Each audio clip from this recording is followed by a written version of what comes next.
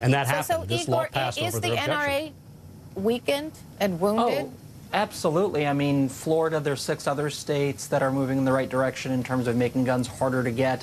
You have 24 companies that used to do business with the NRA that no longer do business with the NRA. You have their Carry Guard insurance program just fall apart because of a campaign we ran at Guns Down, urged those insurers to break ties with the NRA, and they did. I mean, they are in real crisis. And on top of that, then they have a generational problem of young people all around the world waking up to what the NRA is, what the NRA calls for, guns for everyone and guns everywhere, and they're opposing it. And so they are very weakened. I think they're weakened now, frankly, than they've ever been in the past.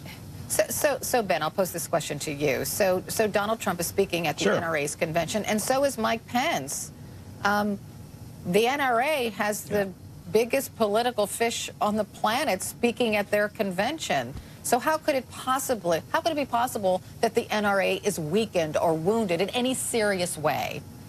Yeah, look, there's emotional arguments and then there's reality. Reality is NRA membership numbers have gone through the roof because law-abiding citizens that are members of the NRA are not committing crimes with guns. And when there are mass shootings and shootings that take place and people come after their guns, they end up joining side by side with other gun-abiding, owners of guns like myself. You mentioned a moment ago, you mentioned Carry Guard and somehow falling apart. That's also not true. People now feel like they need to protect themselves. Was just fine. Let me finish. Let me finish. Let me finish. Let Ben finish, then I'll go back to you, Igor. Let me finish.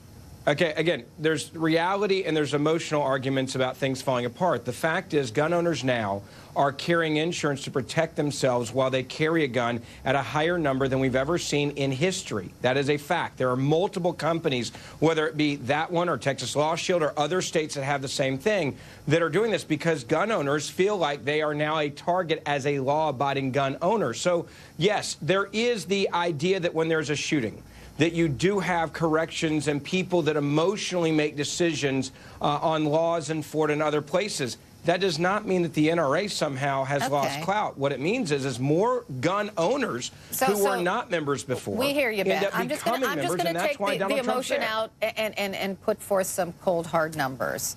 This is from the FBI. Sure. They just released these numbers. There have been 50 active shooter incidents in 2016 and 2017. That's 10 more than there were last year in 2015. Now, these 50 active shooter incidents are defined as a shooting situation involving one or more individuals actively engaged in killing or attempting to kill a populated area. So in these 50 shootings, 221 people were killed and 722 were wounded, excluding the shooter. When you look at those numbers and you just think about, and I know what the NRA is going to say, don't you, Michael? They're going to say everybody should be armed, we should have armed teachers in schools, that would bring these numbers down, and we're going to hear the very same thing when everybody knows that's not true, Mark. Well, I can't comment on that. I would like to go back to the original point and kind of maybe bridge both sides here. Yes, the NRA is expanding its membership. Yes, there are more gun owners who are concerned. But it's also an undebatable fact that in states such as Florida, the NRA lost in this most recent round of lawmaking. And as an organization that lobbies for gun laws and lobbies against gun control, those losses matter. And that doesn't mean that the NRA is weak, but relative to how powerful it was before, say in Florida, it is in a weakened situation, a weakened position, and you can't really deny that. So Igor, what about this notion that liberals now perceive gun control as part of their national identity, and that means they're more motivated to get to the polls to vote for a candidate who's for strong gun control laws? Is there anything to that? Yeah, I mean, I hope so, and we'll certainly see in the midterm elections how seriously people take this issue, and when they go into the voting Do they vote for the NRA-rated candidate or a candidate who actually wants to have a conversation and get us to a place where we move towards a world with fewer guns? But you know what? It's not just liberals or progressives. You look at these poll numbers, and even gun-owning households overwhelmingly support things like expanded background checks, assault weapons ban, fewer guns, period. So the NRA represents an extreme minority of people. It doesn't represent all Americans, and it certainly doesn't represent all gun owners. So, Ben, I'll ask you that question. I'll ask that question because we know that gun rights... I got to respond to that because as a gun owner, this is a really important point. Go look at the FBI background check numbers. They have skyrocketed during the Obama presidency and continued since then because when you start acting as if my viewpoints on the Second Amendment are somehow extreme because I'm a law-abiding gun owner who goes through background checks, who wants to protect and defend my family and my business and my household, and then you try to marginalize me, what I end up doing is I end up going and joining the NRA. I end up becoming involved politically. And that is the problem, I think, that many on the left do not understand about this debate. The majority of NRA members are normal, average Americans like myself. No, I get you, Ben, but here's my point. Here's my point. But he used the word extremist and act like we're some crazy group or militia. That's not true. Now, wait a minute. Gun rights voters are extremely interested in going to the polls to vote on a single issue.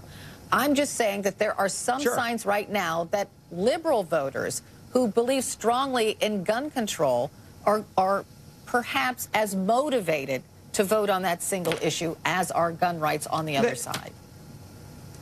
They very well may be, but we've had the same type of issues since the Brady bill came out. I mean, consistently, if you are a hardcore Democrat, part of your platform is going to be that guns are evil, guns are bad, and no one needs any of these new guns. Ben, what we're saying is, if you're going to have a gun, maybe have a license to show that you know how to use it. Maybe go through training on a frequent basis to make sure you know how to use it. All I'm talking about is making sure our communities, Second Amendment doesn't say I have to do that. Are safe from guns. Oh, listen, the Second Amendment allows all kinds of restrictions on firearms, and you know that. It doesn't say that I have to go out there and prove to the government that I have to pass your test to then therefore be able to shoot a gun the way that you want to. Ben, you know as well as I do that the Second Amendment does not give you an absolute right to have any kind of gun or to have a gun anywhere you'd like. There are reasonable restrictions that even Justice Scalia recognized. So this idea that we can't have gun regulations because there are Second Amendment is absolutely. I mean, that's not what I said. This is the problem. Okay, let's stop this side of the argument. I'm just going to focus on you, Mark. Wait. I'm going to do like on... I don't know if I want to get in between these two guys, just so you know. I don't either. I guess my final point is during this convention, I don't think it's going to do anything to bring the two sides together. I still think there are many Americans entrenched on one side or the other.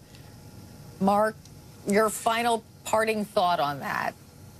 I think you're right, but I would caution folks who actually think that there are going to be a significant number of gun control voters, at least in states such as the one I'm in. We've never seen that materialize. And there's one thing you can usually guarantee is that gun rights voters vote guns on almost no other issue to its exclusion.